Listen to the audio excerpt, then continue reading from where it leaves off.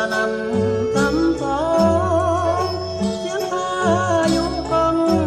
เหมือนเสียงของมัจจุราชน้ำท่วมที่ไหนก็ต้องเสียใจด้วยกันทุกคนเพราะต้องพบกับความย